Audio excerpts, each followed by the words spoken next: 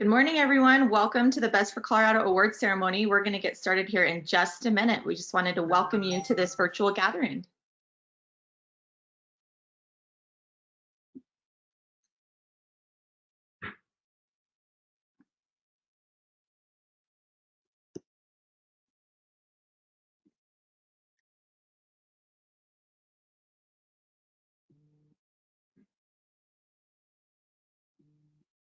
All right, well, we'll go ahead and get started. And I just have to acknowledge that it's strange to not be in a space with all of you and see all of your smiling faces. So thank you for joining us, though. We know that you're all very busy, and we thank you for the gift of your time. And I'm sure that we're all a bit zoomed out by now, but it's really important to still find ways to connect with our community and each other during these trying times. So thank you for joining us. My name is Brenna Simmons-St-Ange. I'm the Executive Director of the Alliance Center. And before we dive into the wonderful program we put together for you today, I want to share with you just a bit more about the Alliance Center. And I think the simplest way I can put it is that the Alliance Center exists to bring people together to solve systemic problems. And there are no shortage of those in these days and age. The Alliance Center is a collaborative working space, and it's home to about 50 of the state's leading sustainability nonprofits located right in the heart of downtown Denver. And we also represent a vast cross-sector network that convenes leaders from business, academia, nonprofit, for-profit, community leaders, and government to solve some of the largest problems we face at the intersection of environment, economy, community. And it's really important to note that a sustainable future is simply just not possible without leadership and innovations from the private sector. And that's why the Alliance Center's Best for Colorado program serves as the hub for corporate social responsibility for businesses in Colorado. And we help companies measure and improve their environmental and their social impact, regardless of where they are on their journey. Best for Colorado is a program of the Alliance Centers, and it's in partnership with B Lab, the nonprofit behind the B Corp movement. And it represents a thriving community of over 200 Colorado companies who understand that their purpose is beyond profit. About a third of the companies in that community are B Corps, and we help them improve their score, understand their score, and connect to a network of like-minded professionals. About a third of the companies in that community are aspiring B Corps, and we help them reach their B Corp certification. And then the other third aren't B Corps, and they don't necessarily have the capacity, whether it's time or resources, to go through that journey. But we still find a place for them and help them improve their impact regardless of where they are on the journey. So it's a very inclusive, powerful community. We offer webinars and events, tools and resources to help companies both improve their social and environmental impact. And when the pandemic hit, as you can imagine, we had to adapt, as all of you did, to continue this work virtually. So since March, just for a little taste of what we've done, we've hosted webinars on financial relief and resources to our Best for Colorado companies, how to support your workforce during these times. And we built a coalition of change makers connecting emerging business leaders with current business leaders who want to leverage their power as a force for good. In addition, Best for Colorado also provides media spotlights because we think that we need to increase brand awareness and brand recognition for companies who care. We host an annual award ceremony, which you're joining us for today. And this ceremony honors the top performing companies in our community. And in the past, we've been able to bring together hundreds of civic and business leaders in the same room from across the state to really honor businesses that leverage their power for good. And today, as you know, we're hosting it virtually, given the times that we're living in. And on that note, I think 2020 presents companies, well, it presents all of us, but especially the private sector, an extraordinary opportunity to set a bold vision for the future. Today, we have gathered to recognize and celebrate top performing companies who are driving transformational change by focusing on the well-being and the resilience of our communities, our environment, and our society. So this is the first part of a two-part virtual award ceremony this year, and we hope you'll join us next week, Wednesday, August 12th at 4 p.m. to celebrate the honorees that we'll be announcing a bit later in this program. And you'll also have a chance to network with each other. And yes, we found a way to do it virtually. So please note that down, Wednesday, August 12th, 4 p.m. for the second part of this award ceremony. We'll get started with the panel here in just a moment, but before we do, we have a few special messages for you. The first one is from Jenna Griswold, our Secretary of the State. Jenna has practiced international anti-corruption law for years, and she works as a voter protection attorney. She also helps Coloradans participate in their democracy, which is so important right now. Griswold was instrumental in bringing back hundreds of millions of relief dollars to Colorado when we were hit by the 2013 floods. And before her election, she actually ran her own small business, which was a legal practice in Louisville. And now, a few words from our Secretary of State.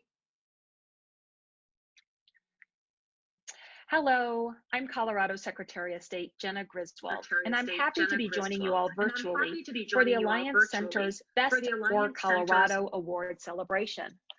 Best for Colorado and companies participating in this program are supporting good jobs and contributing towards a thriving economy that is focused on long-term values like quality of life, respect, equity, and sustainability.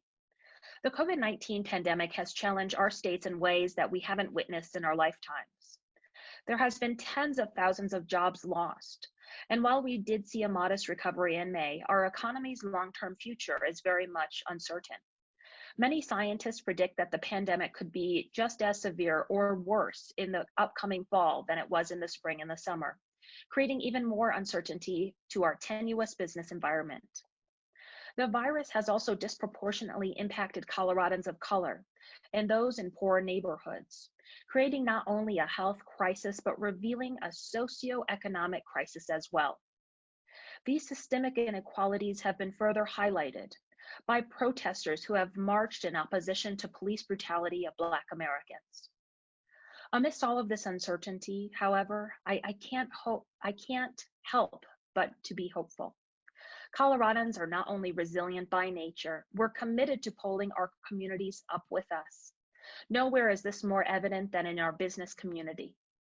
Historically, Colorado businesses have been the engines of change, not just here in Colorado, but throughout the globe. Our business community is dedicated to doing well by doing good, which will serve Colorado as we emerge from the current crisis into a new frontier in which new businesses are the drivers of a new prosperity. Scores of local companies have found success by focusing on renewable energy conservation, and using technology to find eco-friendly efficiencies in everything from air conditioner construction to farming. There's no telling what the future will bring, but I'm confident it will be exciting and that Colorado will lead the way. The challenges our state and country are facing in 2020 also present a unique opportunity to reflect on the ways we can improve our society as a whole. Through our country's history, times of crisis have without fail been followed by times of growth, innovation, and improvement. I have no doubt that the adversity of the last 5 months will strengthen us for years to come. I look forward to following your work as you strive to make Colorado a better place. Please enjoy your morning. We have a wonderful program ahead with some incredible industry leaders that I know you will enjoy. Thank you again for having me.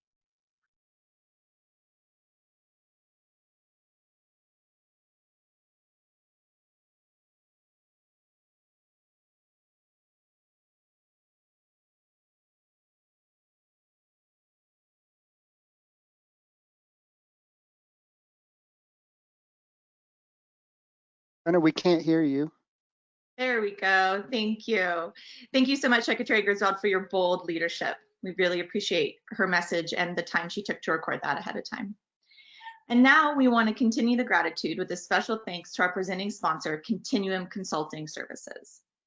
We also want to give a lot of gratitude to all of our sponsors who made this work possible. Alpine Bank, Moy White, Impacts Asset Management, Istonish, Oatly, Colorado Biz Magazine, and Montana Distillers. Please take a moment to express your gratitude to these sponsors. And now we have a special message from our presenting sponsor, Lisa Main from Continuum Consulting.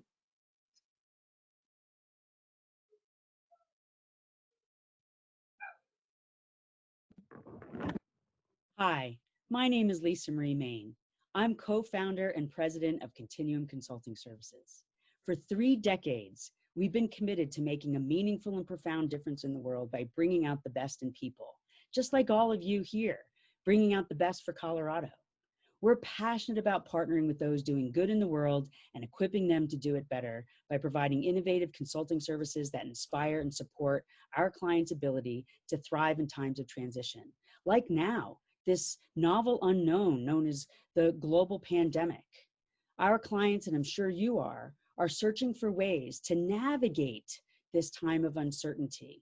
We have a leadership model with 5 stages that starts with when the crisis hits, all the way to regenerative, building back better, exploring what's possible now. We'd like to partner with you in service to your organization and your clients, as well as partnering with you in a way that we can bring services so that our clients can build back better and take advantage of the silver lining of this crisis, because the stakes are high. The actions we take today is going to determine how well we fare now and how much we're going to thrive into the future. We believe business is an agent of world benefit with the ability to create social equity, environmental stewardship, and an inclusive and sustainable economy for all. So let's partner together. Contact us for a complimentary consultation so we can explore this COVID leadership model and the 5 stages, as well as ways in which we can support your clients and you can support mine. Contact me direct, 303-877-3745, or go to our website and contact us by email. We look forward to partnering with you. Building back better, the best for Colorado, the best for Colorado, the best for all of us. Thank you. Well, thank you, Lisa and Continuum, for all of your support, and another big round of gratitude to all of our sponsors for this webinar today. Now, without further ado, let's start the panel. So I'll introduce each panelist individually as they answer the first question, and we'll go about 30 minutes or so, and then we'll open it up to questions from the audience. I think we'll have time for about 2, depending on how this next session progresses. So our first panelist is Jice Johnson. She is the CEO of the Black Business Initiative. She was born and raised in Oakland, California. Jice was a sergeant in the U.S. Army, and she served a total of 8 years, including a tour in Iraq. Thank you for your service. She's a serial entrepreneur, business coach, speaker, and real estate investor, known for her commitment to the improvement in the lives of Black entrepreneurs. Today, a homeschooling mother of 3, Jice coaches and empowers business owners to maximize their impact. And you are a busy lady. I don't know where you find time to do all of that. Jice, this first question, as I said, will go to all the panelists, but if you can answer it first.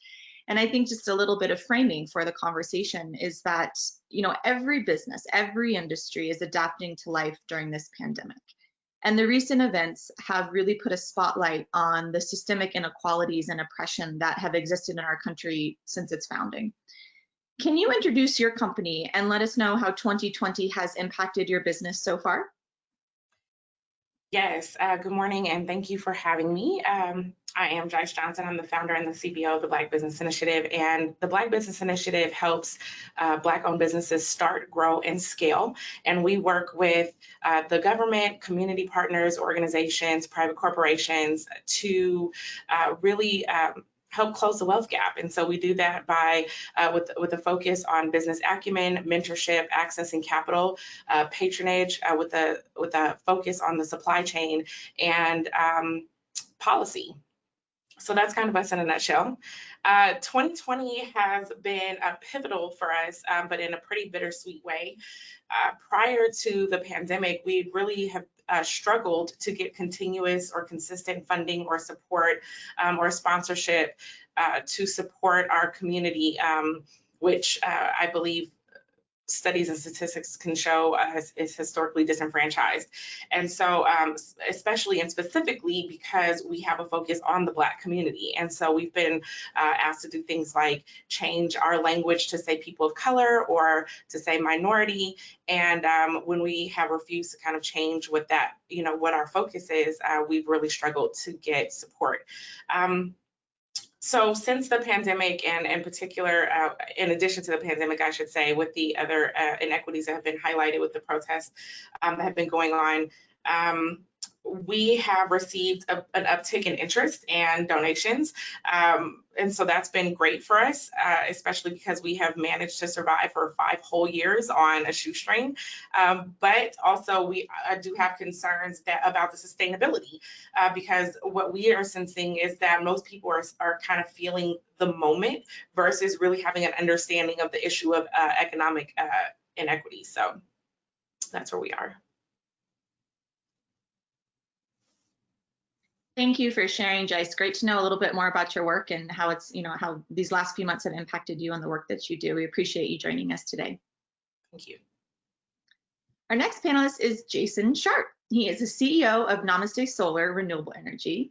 And Namasté Solar is an employee-owned Colorado public benefit cooperative and certified B Corporation that develops, designs, installs, and maintains residential, commercial, and utility scale solar systems. The company is on a mission to accelerate the adoption of clean energy and prove that there's a better way to do business. As a B Corp, Namasté Solar is part of a global movement using business as a force for good to solve social and environmental challenges. So Jason, same question to you. If you can introduce a little bit more about your company and how 2020 has impacted you all so far. Great, thanks. Thanks for holding this and for having us here. It's an honor and great to be with this panel. You did a great job of explaining sort of what Namasté Solar does. I might add that, being employee owned, over the last 15 years, we've been focused on using employee ownership, transparency, and democratic decision-making to help really close the earning and opportunity gaps between owners and employees and really help employees sort of become owners. We call it the Namasté Solar MBA. During the pandemic, we've really learned that transparency and a culture of trust have really helped us navigate these business challenges. In the short term, obviously, we've had significant challenges to our business and navigating kind of daily operations. But in the long term, I think we really have an opportunity as a community. Combating climate change and shifting to renewable energy was already a major focus. COVID-19 really exposed problems with our economy. I think along with the Black Lives Matter movement, these issues have become the forefront in understanding that our economy was not working for all Americans. With record unemployment, we now have an opportunity to rebuild a better and more inclusive economy. Over the last few years, Namasté Solar, we've been working on our own awareness and really understanding that there's foundational issues that can prevent the employee ownership experience really being an equal opportunity for all of our people. So working on unconscious bias, learning about institutional racism, we're now working on how we can expand our equity and inclusion into our employee model. So, we're excited about new awareness and an opportunity. We lost about 15% of our workforce, and the solar industry nationally lost jobs through the pandemic. So now we have this opportunity with this new awareness to rebuild a better, more inclusive economy. And we really hope and think that renewable energy should be continue to be a job creator and part of economic recovery moving forward. So short-term challenge, long-term, a lot of opportunity right now with eyes wide open. Thank you, Jason. Really appreciate all the work you all do to help, advance and accelerate a clean energy future. It's so important. Our next panelist is Eric Raymond. He is the Director of Social Impact and Advocacy at the North Face outdoor industry. And Eric has spent over a decade working in sustainability and social impact with both Fortune 500 brands and industry-leading nonprofits. He currently leads social impact and advocacy at the North Face, where he helps the North Face address social issues and cultural movements. So Eric, same question to you. If you can explain a bit more about your company and how 2020 has impacted you all so far. Sure. Yeah, so it's great to be with everyone, and thanks for having me here. I think, I work at the North Face. We are a new company in Denver. We just moved about a year ago to the Denver metro area. And so I will say it has definitely been a major year for us in our company, both from moving across states to just absorbing kind of all of the challenges of being shut down for 3 months, and how we respond to just all of the challenges that are coming at us this year. And so my role there is really about, how do we activate some of the platforms and some of the tools that we have in support of our values. I think, one of those is a brand platform we have called the Explore Fund, which is really how we've been doing a bunch of equity work in the past. And I think the pandemic and the uprisings in response to George Floyd and Breonna Taylor, all of those have both sort of tested and confirmed some of the plans that we have made and some of the work that we have done, but also sort of forced us to take a broader look at how we do address some of those issues. And so it's funny, we're here sort of talking about resilience, and I sort of think of resilience in two ways. One, just from a sustainability background, you think about resilient ecosystems and how they respond to different inputs and different shocks and shifts. And being in the outdoor industry, I feel like the way that I look at a resilience is how does our outdoor community respond to shifts and changes, and how do we remain strong? And I think, the thing that's been really helpful there for us is just the idea of the community and how we support the community. And I hope to talk a little bit more about that as we get into the panel. Thank you, Eric. Welcome to Denver. I know you're, somewhat newish, as you said, and yeah, community is very important. And I think the Best for Colorado community provides a great platform to connect with each other. So thank you very much for joining us today. And our next panelist, last but certainly not least, is Annette Quintana. She is the founder and CEO of Istonish Tech Industry. Annette brings over 30 years of business experience to Istonish, which is a privately held Native American information technology services company. And Istonish helps organizations, individuals, and communities to be great through innovative technology solutions. Under her leadership, Istonish has grown to an international business, and her vision drives the evolution of new and compelling technological service solutions. Annette, same question to you. Tell us a bit more about your company and how 2020 has impacted you so far. Great. Hey, thank you so much for that introduction, Brenna, and I'm really honored to be a part of this event and this panel. Istonish provides information technology services, and so we work with governments as well as major and some mid-sized corporations to help manage all or parts of their technology setup. And so we have staff in Colorado, but also in about 7 other states for providing support to really pretty much a national footprint of customers.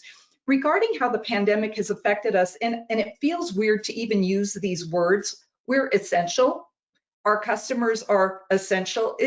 Anyway, it just seems strange to me. So, but my point is, we're pretty lucky that we are busy, and even as many of our customers sent people home, what we saw were major spikes in the demand for support, for things, activity to bolster the setup and security of their technology, all of the things that our team was really great about rising to the occasion to meet.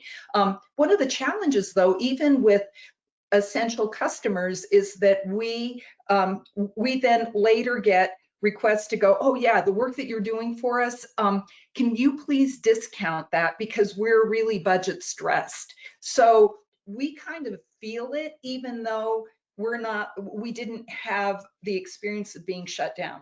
Now, related to inequities, I just want to talk about something that doesn't sound particularly sexy, but I think it's really foundational. And what I want to highlight is this question about equitable internet and broadband access. And specifically, our company provides rural support to the human services offices statewide in Colorado. So, and we had done that as well for all of the Colorado state parks for a number of years. So we're very aware of the fact that we think broadband is fast and reliable everywhere in the state, and it's just not the case. And so there's this equitable access question in Colorado for rural Coloradoans is a factor, but equitable access in the Front Range is turning out to be a different issue, and it has more to do with affordability. So as different families and communities are impacted at different levels from being laid off or people getting sick and some things like that, it becomes a bigger question about whether or not they can afford it. they can continue to work from home, their kids can go to school from home. And so I just think this is a really important foundational area for us to keep an eye on. Absolutely. Thank you, Annette. I think, yeah, you're absolutely right. The divide between equitable access with its, whether it's geographic or socioeconomic, is certainly serious as we all transition to this virtual day and age. So love to hear more about that a bit later here in the panel. So thank you all for your opening remarks. And now we'll go to, we have one question for each of our wonderful panelists here. And up first is Eric. So Eric, we have actually seen a huge uptick in people enjoying the outdoors during the pandemic. Actually, visits to state parks in Colorado between April and May increased 48%. And it's also shining a light on the existing social justice challenges and more inequalities with access to outdoor spaces. So can you talk to us a bit more about how you see your role in bringing more equity to the outdoors? Yeah, definitely. It's been awesome. It's been sort of, that increase has been intense. I think people are recognizing all of the benefits contained in having that access to time spent outside, mental health benefits, physical benefits, especially if we've all been cooped up in our various homes and home offices. And I think, with that, it's also sort of brought to light what you mentioned, just a lot of the inequities. And I mentioned our Explore Fund platform earlier. That we're super excited. It's celebrating 10 years, and that platform has historically been focused on equity in the outdoors. And so we've been doing a lot of giving and a lot of partnerships with organizations that help introduce and bring people outside. And so I think we've just seen sort of the need to dramatically increase that work. And then I think, that's been one aspect. So initially we sort of targeted that with our COVID response. And then I think the other piece that we're seeing is, just a real need to expand sort of our aperture more. We've been pretty well focused on, how are we introducing people to the outdoors? But I think what we've become more aware of is just the need to address systemic racism and racial equity on a broader scale, right? Because for us, if you can't sort of leave your home and feel safe, then how are you going to enjoy your time outside? And so we're taking it even like a little bit back further in how we look at the issue and how we work with partners to help bring more access to the outdoors now that we are also familiar with what it does for us.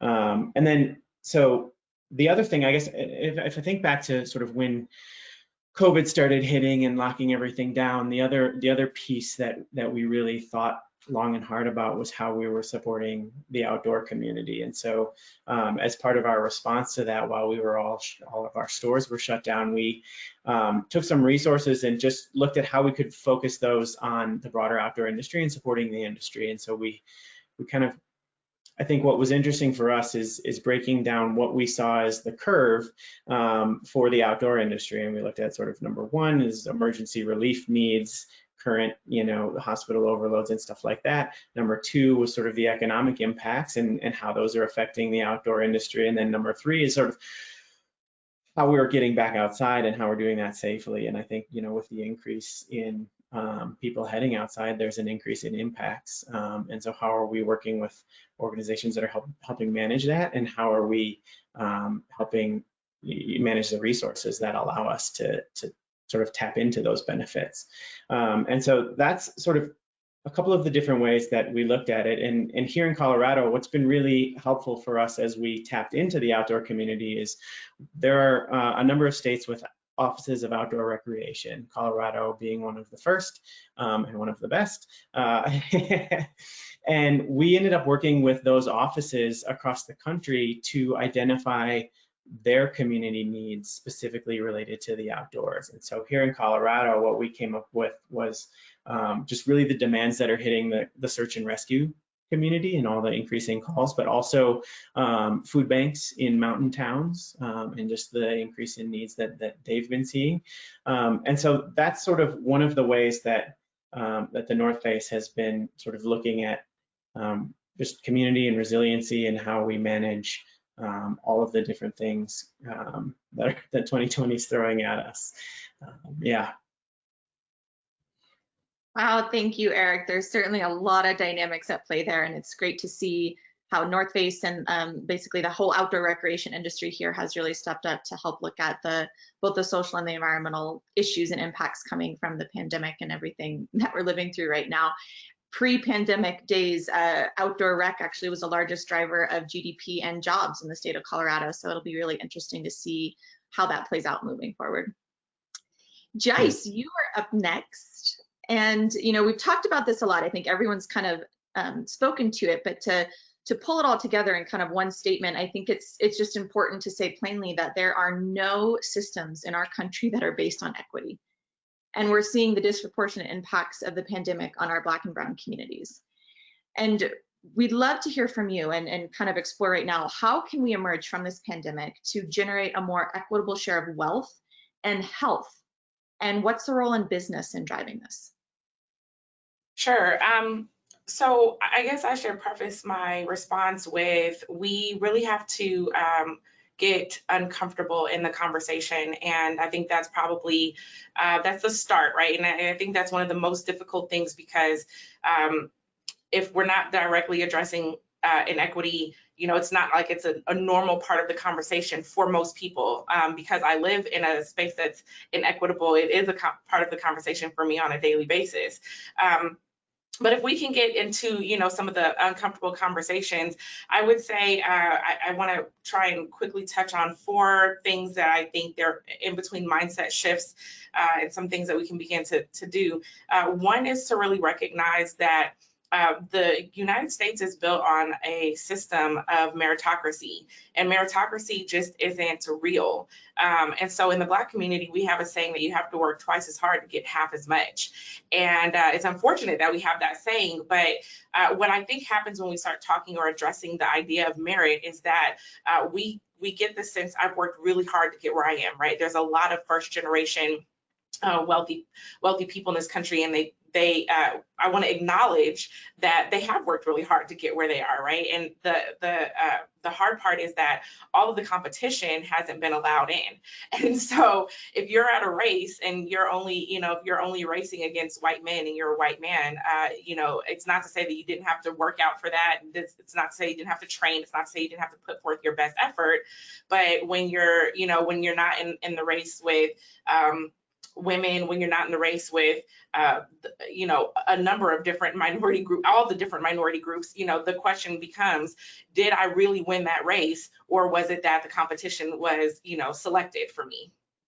So I think if we can acknowledge that piece, that can help to shape some of the ideas going forward when we have to look at how to reallocate resources, because at times it can feel like reallocating those resources feels very unfair. Like, I've worked really hard to get this. And so again, acknowledging that all the competition hasn't been let in, then we can say, now let's have the conversation about how we reallocate what these resources look like so that they can be more equitable. And one of those examples, and I think part of that conversation has to take a historical context. So when I go back and look at history, first, I think we need to acknowledge that it's really not that far away. My father is 74 years old, so he grew up in Jim Crow South, and that is, you know, this isn't a long time ago, right? So there's slavery, and then there's 100 years of Jim Crow, and that ended recently. So we have to acknowledge some of those pieces. I always, you know, bring up, because construction is such a big industry here, I always bring up the fact that the top 10 construction companies in the country pretty much all got started post slavery and Reconstruction era. And so one of them that we see all the time, Kiewit, for example, got started in the late 1800s. So post-slavery, Kiewit is 5 and 6 generations in, at a time that the Black community was legally barred from participating in skilled trade. So I think it's important again to remember that the competition has been cut and those resources have not been properly allocated. And so then that can help us to bridge the gap between the current policies that we need to put in place. When we look at policy, I think it's important for us to recognize that although we write much policy today in a very race neutral language, policy was written in a very race specific language. And so those that damage has actually never been undone. So where you have very race and at times gender specific policy language, all they did was just stop using that language, right? But they didn't actually undo the harm that that language caused. So I think it's important for us to recognize that we have a lot of policy overhaul that has to happen. And I will finish all of this up to say that I think it's important as a country that we begin to redefine what success looks like. When success looks like who has the most, it makes it very extractive. So it means that you are constantly trying to take and take and take so that you can show that you have the most profits, that you are, the biggest company, that you have the most resources. And so then we're not really thinking about how to be equitable in those resources. We're thinking about how to have the most and claim them for ownership for ourselves. And I think that if we begin to redefine what success looks like, where success can be everyone in our company, and that's why I love, companies like Namasté, because it is about how do all of us partake in the success, not just me as the CEO and me as the owner and I get the most. So I think that's a shifting in values that we need to have inside this community. And because those conversations are driven, or that idea of success is driven by business owners need to change that version of what success looks like. Thank you, Jice. Really inspirational comments. And I love that whole concept of rethinking what success looks like, redefining that. And I look forward to working with you, hopefully, in the Best for Colorado community and doing that, and making sure that the values that we share as a community here in Colorado can help to reshape what success does look like. So thank you for those comments. Thank you. Annette, you are up next, and you shared with us a bit more that you and your company are considered essential, and we want to know more about how you have been deeply engaged in helping our state function during this pandemic, and what you've learned as a business leader during this time, and then what you see as the role of the tech sector moving forward to leverage the power of force for good. I'm sorry, the power of business as a force for good. Excuse me. Awesome. Hey, thank you, Brenna. I have personally always had a nerdy scientific love for technology, and I'm particularly excited because I believe that, especially now during the pandemic, that technology has really been a saving grace. And so from accountants to teachers, so many people are relying on technology to even be able to continue to work. And so in that way, I personally think that technology, the combination of products and tools and the people that support it and organize it and all of that are just a shining example of where business can be a force for good, especially now when it's just been so weird and difficult. So that's what I think. I also, for our own organization, and I'm just going to highlight some of the public sector customers that we've supported, is from deploying hundreds of laptops to social services workers that are working statewide to give them the tools to be able to continue to work from home. That's an example of what our company has done. We also provide the help desk IT support for emergency services workers at the city and county of Denver, as well as the city of Memphis and areas of the state of Colorado. And so we feel that we're kind of an important part of that food chain to keep things going in one way or another, however unsexy some people think that technology or boring might be. We don't think so. But what I do think is going forward is that there will continue to be an emphasis on technology tools to help us to adapt to this new normal. And so what I mean by new normal is that maybe not everybody's going to stay home, working from home consistently all the time, but it will become a more consistent feature of the way that the workforce is going to continue going forward. And so what we need are tools that are good, but we need them to continue to get better to address things like, how do you keep employees connected? How do you build a culture? How do you keep them from feeling isolated and depressed, from working at home and this whole Zoom fatigue thing? So I think those tools are going to be really important. How do you train people? How do you know that they're doing their job in a quality way? So the tools are going to do an important part of making that happen. I also think that as different organizations are experiencing serious financial stress, a 30%, cut in revenue, or where you can't have stores that are open, it hurts financially.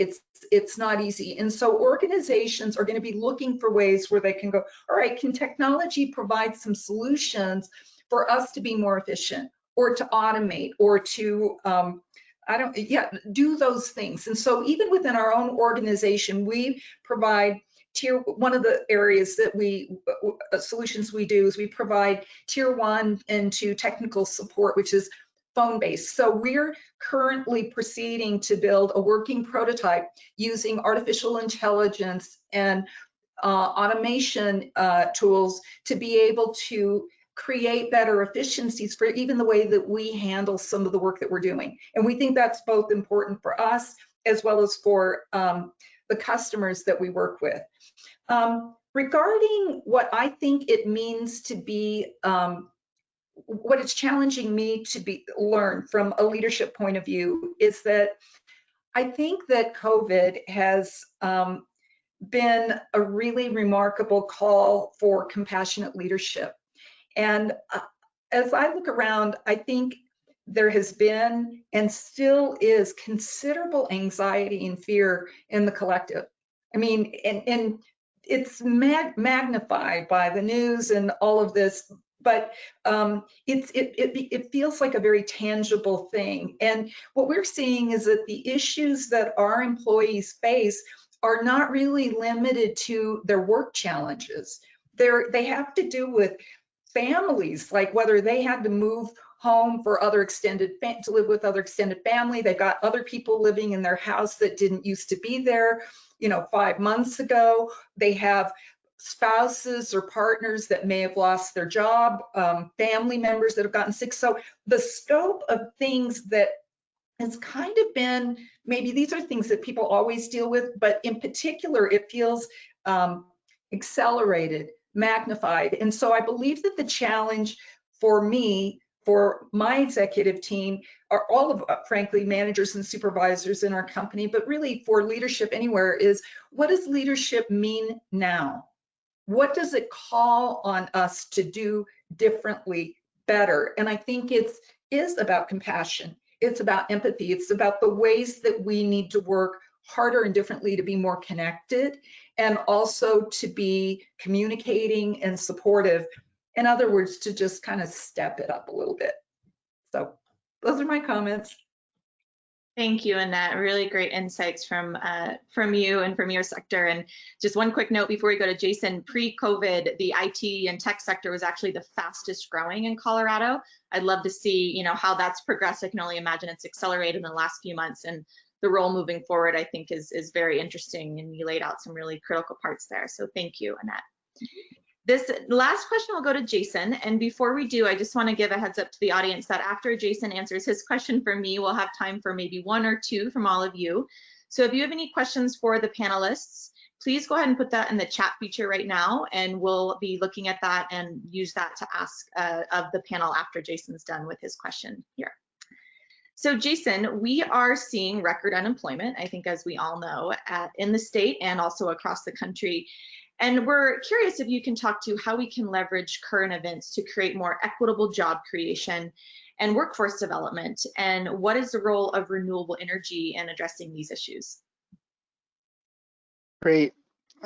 Thanks for all these insights. It's fun to listen to different people's perspectives today. I really have enjoyed it. I think, first and foremost, the renewable energy industry is a great job creator. there's quite a few stats out there. Natural Capitalism Solutions, Hunter Lovin's organization here in Colorado, talks about in Metro Denver, the workforce between 2012 and 2017 grew 20.5% in Metro Denver, faster than the US average of 14.6%. So while we were creating sort of record employment, the renewable energy industry was one of the biggest increase in workforce in the United States. Another stat I found was that in the United States, so not outside of Colorado, when you have more emerging markets, solar is now in 31 out of the 50 states here in the US. Job creation is 5 times faster than job growth of the US economy. So renewable energy is a much faster job creator than a lot of other sources. And one other stat was that 10% of energy is produced by renewable energy, but it outperforms jobs 3 to 1 for the fossil fuel industry. So the fossil fuel industry has 90% of energy creation. Renewable energy has only 10%, but 3 to 1 jobs with that 10%. So just the amount of job creation in renewables is really, there's a fantastic opportunity in renewable energy and job creation. So I think that's first and foremost, is that as we transition to a renewable economy, there's a great opportunity for jobs. And it's more labor-based and less capital-based. So instead of being extractive and about the resource you're extracting, it's more about the labor you're putting into this renewable source. So several reasons why there's more jobs being created by renewables. So that's the potential, is there's a potential for a great job creation. And I think, to me, it's more durable. I think one of the things we learned with COVID is there's a lot of people working in jobs that aren't careers and relatively vulnerable to the service industry, to jobs that aren't careers. And I think the renewable energy industry offers great career opportunities. It offers a pretty easy entry point. You can enter into the renewable energy industry without even really a high school education to work towards an electrical license. You could get a GED and then become a master electrician without higher education. So it's a great entry point, and then that can lead into all sorts of opportunities, from business ownership, project management, engineering design, lots of different ways that you can progress your career. So I think the potential is there. And then to what Jice mentioned, is that skilled trades have historically not been really diverse. And so now, with hopefully new raising awareness and resources, I think the collaborative effort we need now is, how do we diversify the electrical trade and the solar trade and really the skilled trades, because the skilled trades are a great opportunity for entry into careers. And that's a problem. I think it was White Fragility. I've read several books in the last couple of years. And I think it was White Fragility. They are hard conversations, and you do have to realize that you have to be intentional. And when I read that book, Namasté Solar, we used to celebrate that we were a meritocracy. And I remember reading that book and saying, meritocracy is like a hidden line for institutional racism, that meritocracy is actually exactly opposite, because you're not recognizing the disadvantages that some people have in your organization. So we've gone through a lot of learning. It is difficult, but it's incredibly critical, and it's something we're engaged in now. And I'd like to see the broader skilled trade industry become more engaged in this conversation. And I'd love to see ways we can bring resources. If there are infrastructure bills, how do we incentivize diversification? How do we encourage entry into the skilled trades? And I think there's just a tremendous opportunity. So I'm hopeful that we can partner with people like Jice with the current moment. Let's turn this moment into a movement.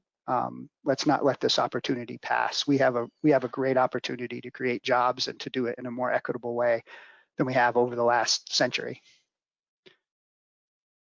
Thank you, Jason. Really great insights there as well. And yeah, I think never let a good crisis go past. So I think absolutely leveraging this time and finding the opportunity and creating the movement is key. And hopefully we can use it and be very intentional to put people back to work, building a green energy economy that's more equitable. So thank you for all of your insights. We're going to go next to, I think we have time for one question from the audience. But before we do, we just wanted to also thank our sponsors another time. Our presenting sponsor is Continuum Consulting Services. We also had sponsorship from Alpine Bank, Moy White, Impacts Asset Management, Istonish, Oatly, Colorado Biz Magazine, and Montana Distillers. Without them, this work would not be possible, and we thank them very much. So we do have one question from the audience, and if all of you want to answer it, that's fine, but let's go ahead and do lightning round. So very, very quick answers, please. We want to make sure we have time to announce the awardees today. And we had a question from the audience about companies who just want to start on their journey towards impact and connect with a community of like-minded professionals. Do you have any recommendations for them or any calls to actions?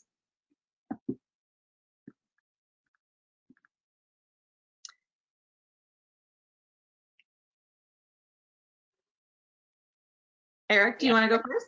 Oh, Jice, were you about to say something? Sure. So I think, I think we were all sort of thinking about who's on first here.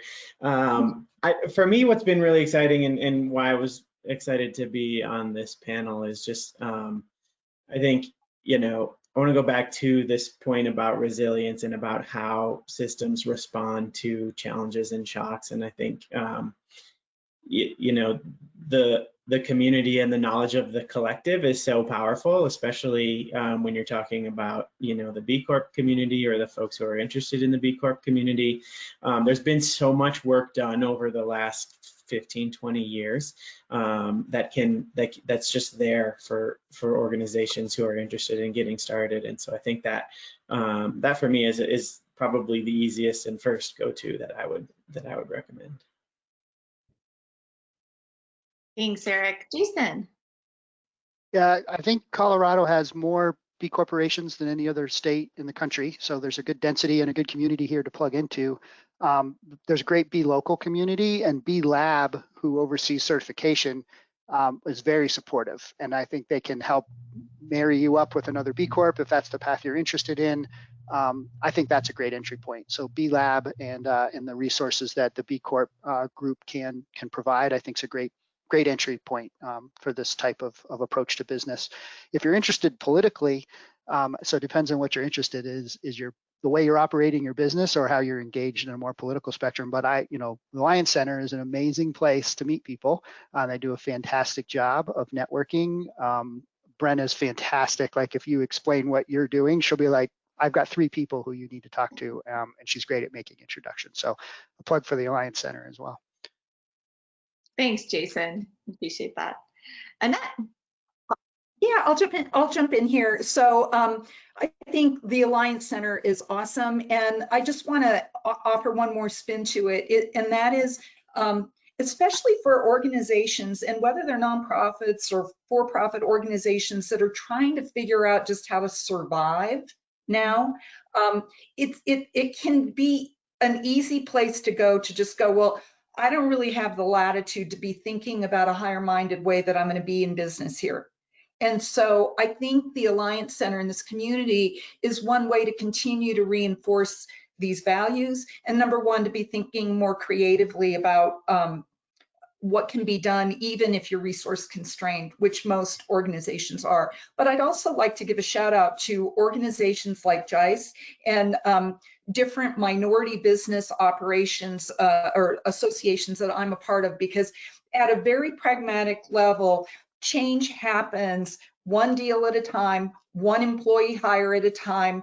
And so taking tangible action, and what I mean by that is change your coffee vendor, or change who you buy office supplies from, or change, just do basic things like that in a way that just sort of incrementally makes a difference to the vendors that you're working with, is one of the places to start. And then, for example, like we're in Memphis, Tennessee, and we're working with a workforce development collaborative to, even though we're a minority Native Hispanic company, we're taking on the challenge of employing more Black individuals out of that community for entry-level tech jobs. So making it real and tangible in very specific, actionable ways, I think is a really important thing to look at. Thank you, Annette. And Jice, any last comments from you? Yeah, I would say, in a sense, immersion. I think reach out and start literally just getting involved in groups, asking where you can help. I always refer back to Google. Like literally a simple Google search can pull up organizations that could use additional hands, could use additional resources and things of that sort. So I think finding out the place of your passion and what, where you want to make impact. I mean, there's so many places to make impact, and I think that can be or feel overwhelming at times. And so you have to kind of put a stake in the ground of, here's an area that I'm passionate about that I want to make some change in, and then really digging your heels in to kind of understand and learn and make yourself available to those, that are doing the work in that space. Thank you, Jice. And thank you to all of our panelists. You are all amazing today. So Jice, Annette, Jason, Eric, thank you for your leadership. You're inspirational, and we appreciate you sharing with us today. So now it is the moment we've all been waiting for. We're going to announce the honorees for this year 2020 Best for Colorado Awards. And keep in mind, today we are just announcing them. Next week, Wednesday, August 12th, is when you'll have a chance to hear from these companies, learn more about their amazing work, and connect with each other more. So before we do that, I just want to thank and appreciate the B Corp community and the non-B Corp community and the wonderful Best for Colorado Advisory Board for their guidance in the 2020 applicants. We received quite a lot of applications this year for companies who are driving the change that we need in the world. So we have two different categories to announce our awardees today. And the first category is Measure What Matters Awards. This category recognizes the highest scoring companies in the Best for Colorado community with their social and their environmental impact. And it's scored with the rigorous assessment and the rigorous standards from the B Impact Assessment. So our first 2020 Measure What Matters honoree for the highest score overall is, drumroll please, BSW Wealth Partners. They're an independent wealth management firm that helps make life better and is built to last. And they're receiving recognition today for highest score in all overall categories. Congratulations, BSW Wealth Partners. Our next awardee in the same category, and we got a little teaser there, is none other than Namasté Solar, which you heard from earlier today. They're a local employee-owned residential and commercial solar company, and Namasté also received the highest score in all overall categories. So congratulations to Namasté. Our next award category, and I have to admit, it's strange not hearing the applause from the audience. Usually this is where we hear that roaring engagement. So let's just imagine that that's happening for everybody. Our next category is for environmental performance. And this is a company who scored the highest in that specific category in the B Impact Assessment. And the award goes to Organic India. Organic India is a wellness supplement brand combining ancient wisdom and modern science. Congratulations to Organic India. Our next award category is the Community Award for highest score in that specific area, and that goes to Pote Law Firm. Congratulations, Pote Law Firm. They're a public benefit law firm that provides legal service to creative entrepreneurs and socially conscious businesses. Well done. Our next category is the Workers Award for the highest score in that specific area, and that goes to Dojo 4, which is a community-based, global-scaled, member-owned tech cooperative that catalyzes transformations through custom technology and design. Congratulations to all of these amazing companies for their exceptional performance in the B Impact Assessment.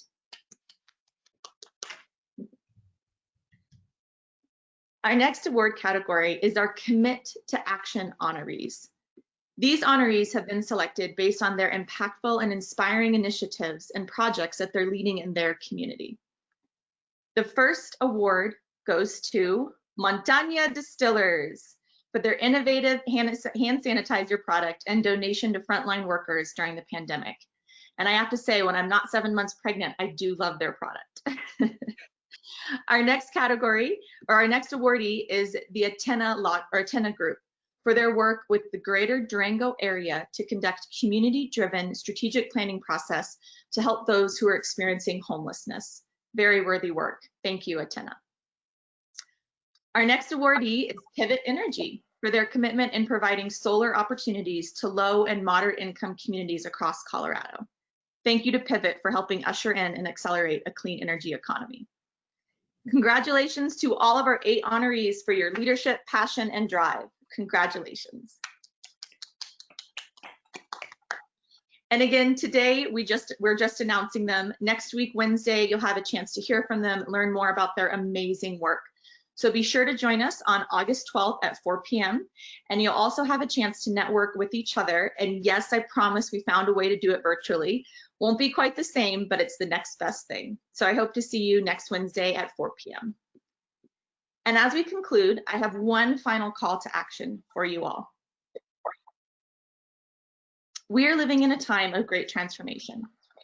Virtually all aspects of life as we know it are changing. And we have to use this time to reevaluate our relationships with each other, the systems that govern us, and with nature. We have an obligation to define what we want our future to look like. We have an obligation to deliver transformation.